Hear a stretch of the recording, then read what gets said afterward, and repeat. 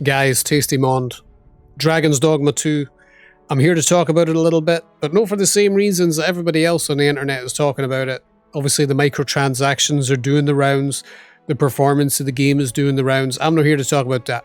I'm here to talk about my first 24 hours of the game, my impressions of the gameplay and everything that's in Dragon's Dogma 2. This is my first Dragon's Dogma game, and I cannot help but say that I'm a little bit disappointed in how it overall plays. I had absolutely no idea how it was going to play going in, so I'm here to just give my initial impressions of it, and I kind of want to hear what all of you guys think as well. Lovers of Dragon's Dogma 2, I'd like to hear what you like about it, and also the people that are kind of feeling the same as me, I would like to hear if yous kind of feel similar to the way I do. I have not played Dragon's Dogma 1. I had no intention of playing Dragon's Dogma 1 ever. I kind of just wanted to jump into Dragon's Dogma 2 and try and enjoy it for what it was. And I've been looking forward to it. You know, I'm a big Capcom fan, so usually anything they put out these days I'm playing, and any newer RPG that I think looks pretty good, I'm definitely going to be picking up, trying it out. But man, there's definitely some weird stuff in Dragon's Dogma 2 that I just cannot wrap my head around. I think the first thing that kind of caught my eye about the game while I've been playing it is genuinely the inventory management in this game. At least in the beginning, and I've been playing the game for 24 hours now, and it kind of just feels to me like all I am doing is sorting inventories every half an hour. Even less than that, we're just sorting inventories. Every time we pick some stuff up, I'm back to being in a heavy burden, and I need to put stuff off to the pawns, and then I need to put stuff off to the storage, and it's just leading to the point where you kind of don't want to even pick stuff up. I don't know if that's what's intended, but it genuinely feels like they kind of went overboard with the inventory system being a bit of a hindrance. I mean, obviously in RPGs, there's always been that over-encumbrance that happens when you carry too much stuff, but I genuinely feel like Dragon's Dogma 2 has just went a wee bit overboard with it. Now, the fact that I am 24 hours later into the game, I think you do gain more weight as you level up because it's becoming less of an issue. But man, for the first 20 hours, I was doing nothing but switching stuff around in our bag just to make sure we're not in the heavy load. I mean, I'm still doing it now, but just not as much as I was earlier today. But I definitely think they went overboard with this, and I genuinely wonder why you kind of want to make the games more tedious for your players. Don't get me wrong, every game kind of has a bit of an inventory management problem, but nothing as severe as some of the stuff I have seen in Dragon's Dogma 2. I think I'd like to talk about the fast travel system next, because the fast travel system is definitely different. I think it's maybe being a little bit blown out of proportion on how bad it is, though. I mean, I am quite a wee while into the game, and I've only found 2 natural areas that you can fast travel to, and obviously that costs a resource to fast travel to them, and you get crystals later on that you can place in areas that you can make your own fast travel locations. Now, I've only found 1 of these so far, 24 hours in, so I genuinely don't know how many there is. So fast traveling is no like your traditional game where you just get to a landmark in a town or settlement, you can fast travel on a whim. It's no like that. So you have to be pretty there's only certain areas where these stones exist, and I don't even know how many there is in the game. But I don't mind the system so far, is what I was going to say. It's different, yes, but it's no terrible. But what is kind of terrible is the ox carts. Sometimes when you're traveling from A to B in them, they can be attacked by goblins and stuff, and they can actually destroy the cart. So ultimately making you have to still travel half the way on foot anyway, and you're out of money. I think that is quite a tedious aspect of the fast travel system for me, because that has happened more than one time in my session tonight, maybe 3 times that happened, and I was genuinely getting fed up of it. But the normal fast travel system, I don't mind, but the ox carts, take it or leave it, especially when the carts actually get destroyed, you know?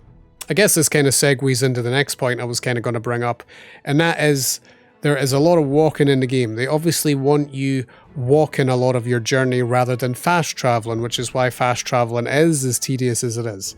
They want you going to A to B on your own.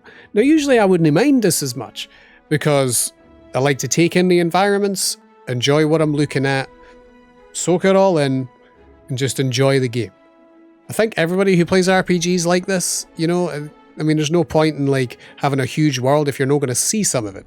But my issue with that is Every time I'm going from A to B, there is a million mobs in my path. Like, I mean, genuinely every 10 seconds, there is a mob. Once I'm done with a pack of wolves, there's a pack of goblins around the corner. And then there's a pack of lizards around that corner. And then there's someone else around that corner. But it's very repetitive. It wouldn't be so bad if we were fighting more of the big monsters in the game. But I could honestly say I've maybe fought like 3 or 4 in my whole 24 hours so far. You just don't fight them that much. You're usually fighting a bunch of like smaller mobs in between. So that is pretty repetitive fighting name. And all in all, because the game doesn't want you fast traveling as much and wants you walking on foot from your destinations, it kind of gets in the way of enjoying the environments that's been made and just soaking it all in because we're fighting so many of the same mobs in between A to B. The next thing I'd like to talk about is my initial impressions of the combat system. Now, take it with a grain of salt, I've only done like 1 vocation so far. I'm still a fighter. I'm only a level 9 fighter, I've not even maxed it to level 10 yet, but my initial impression of the combat system is that it's quite spammy. There's not really much thought going into killing anything in the game. We get like several spells to choose from as a fighter, and I've seen it with the rest of the classes as well. We get like several spells, and we can only equip 4 of them. But right now as a fighter, I'm only really spamming like 2 of them, and I don't really need to use the other 2 anyway. So it kind of feels like, I don't know, a bit of a wasted opportunity to make a pretty good combat system to me. Like, it just feels very spam heavy, you know, and simple. And I don't know if that's a bad thing for people. Maybe people do like the more simplified combat systems. But I'll tell you something I don't really like is the fact that you cannot target enemies in the game. That just feels like such a 2 generations ago thing that you cannot target an enemy. It's much better because the camera can be tracked to the enemy that you're targeting. It's just easier. So I don't know what the decision of that is about. There's nothing worse than like swinging your sword and it just goes flying over the enemy's head because of the fact that there's no target system in it. And I was aiming at the guy as best as I could. So yeah, right now the combat to me feels a little bare bones. It could just be the fact that I'm playing a fighter. I don't know. But I'd like to get people's opinions on the combat. How do you guys actually feel about it? Because right now to me it feels really bare bones and very simple. I'm not going to go on and on about the game. This is kind of just my initial impressions after like 24 hours, feeling rather a little bit disappointed. Kind of feel like I'm playing a game that feels pretty stuck in the past. You know, like I wonder how similar to Dragon's Dogma 1 it feels. Like a lot of people have said on the internet, oh, you know, you guys have clearly never played Dragon's Dogma 1. But like, does that mean there's absolutely no improvement from Dragon's Dogma 1 to 2? Did they like want to do like a sequel that had a lot of improved aspects? Or is there improved aspects in the game that we've not seen yet? Because right now there's just so many other RPGs that do what Dragon's Dogma is trying to do a lot better. So I genuinely wonder like, what it is about Dragon's Dogma 2 that people love. I really am interested, and I hate that I don't like the game as much as I thought I was going to like it. I'm staying strong though. I am going to keep going with it. One thing I absolutely love to death about the games that is keeping me playing is the pawn system. I love the pawn system. I think it's one of the coolest things I've seen in any RPG. Absolutely. Like tonight I traveled with like 6 different dudes and I absolutely loved the different characters we were playing as. I was playing as someone, Kylo Ren, someone done like a Star Wars character there.